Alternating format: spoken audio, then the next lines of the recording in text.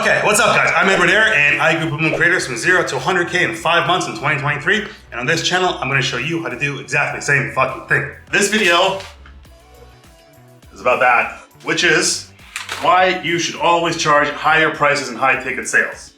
Okay, now I talked about this in some other videos, but the essence of it is gonna be blindingly obvious and so fucking simple, is you get more money, okay?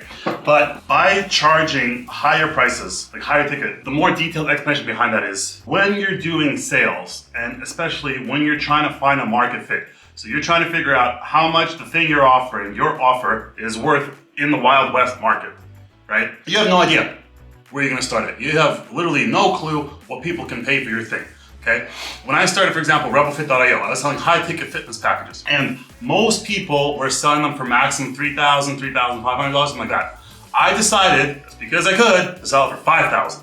Okay. I don't know anyone else who was doing that. I don't know if there are people doing that. Maybe this was the most expensive fitness package that anyone sells on sales calls. Who the fuck knows?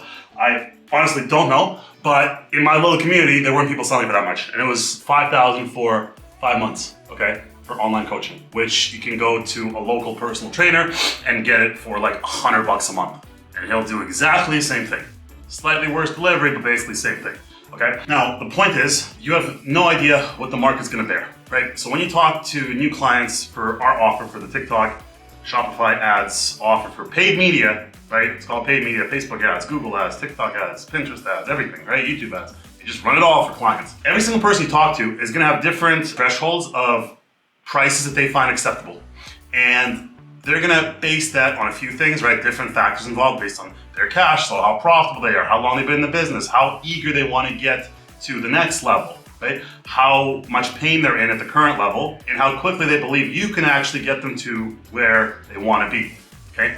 And then the other thing is how much they believe in your offer. So how much they actually trust you and believe in you and believe in your company and how you come across on the call, right? So they see, okay, this guy I can trust, this guy knows what he's talking about, he can actually do good stuff for me, right? He or she. Anyway, the point is, every single call is gonna be different, right? So let's say, like the other day, I closed a deal because I wanted to do a sales call. And she was someone whose company makes, whose brand, now it's January, last January made $5,000 revenue. In December, traditionally, they make about $30,000 to $40,000. Right? Over the course of the year, it fluctuates, but January starts about 5, February goes between 5 and 10, and it kind of slowly builds up to Christmas. Okay? For that brand, if they're looking at 5,000 revenue, not profit, just revenue, right? It's nothing. But they signed up for a $15,000 package. They paid us $15,000 to do all the stuff that we promised, right? Now, if I heard that they were just making 5K a month revenue, right? Earlier, I probably would have never offered them something as high as 15K, right? But I did, and they closed. And the reason, again, back to the point of this video, why you should always charge higher price and high ticket sales is because by saying an initial price higher than you even want to, right, you have potential to close people at that price point. And then as you do this over and over again, you will find a range of prices, right? Maybe it's like this, right? Maybe the range from $2,000 to $10,000 people will close for, right? I closed $10,000 per month deals, okay? I haven't closed bigger than $10,000 per month yet, unless you count the revenue share, but I don't for a retainer. Right? Now, basically, two reasons. One, because you're feeling out the market. Two, because you really have no idea what's going on the other side, on the person you're talking to, how much they can really afford, right? And three, if you price your stuff higher, you can always drop it, right? You can always not downsell, you can negotiate the price, whatever it's fucking called, right? But you can reduce the price to try to close them. It's probably the worst thing you can do, right? Because then it starts devaluing yourself and your offer. Right? The objection handling video that I put up handles that much better, how you actually deal with no's and stuff, and people say, oh, that's too much money, all this sort of thing. I'm taking the objection handling loop, right? Which very quickly is gonna be, they say no, you agree with them, then you remind them of their pain, then you go for the close again. They say no, you agree with them, say, yeah, you're totally right, it's super expensive. You remind them of their pain point. Hey, remember you said your mom's dying, right? In the hospital, she only has 6 weeks to live. Well, if we do this, you don't have to worry about your store. We'll take over everything. You go, with your mom. Doesn't that sound great? Yeah, okay. And I said, yes. Right? Horrible example, but that's what I mean. But if you purposely undercut your value, and let's say this person is making 5K a month, right, in January, or I knew that upcoming should make 5K in January, and I pitched her, I was like, okay, well, we can do it for 2,000. She'd be like, okay, great, so I got a $2,000 deal. But the same person said, hey, we do it for 15,000. He said, okay, I got a $15,000 deal, right? Just because I said the price higher.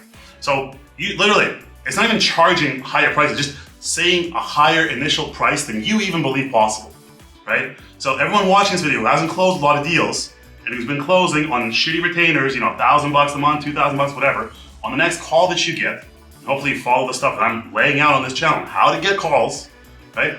On the next call that you get to, when it's time to give pricing, raise it by at least 50%. Raise it 2 or 3x. If you're charging $2,000, raise it 3x, raise it $6,000. Exactly the same offer, exactly the same thing you've given everyone else before, but instead of charging $2,000, charge 6, or say it's 10, right? And then you can't go up after you fixate the first price, right? You say the first price is this, you can't go up from that, but you can always go down. So if you say, hey, it's 2,000, you're stuck at 2,000 and below. If you say, hey, it's 8,000, but for you right now, because of reason X, Y, Z, we can do it for 6,000. You sign for 6,000. They're like, okay, great, it's a great deal, let's go, right? But you made more than this 2,000 shit, right? So basically, in a nutshell, that is really why you should always, always, always charge higher prices in high ticket sales. So, and what I mean by that is you say a bigger number than you want, significantly bigger, okay? And you'll see what the market bears and what people you're talking to can actually afford and want to give you, all right? So that's me, that's it for me. Cheers.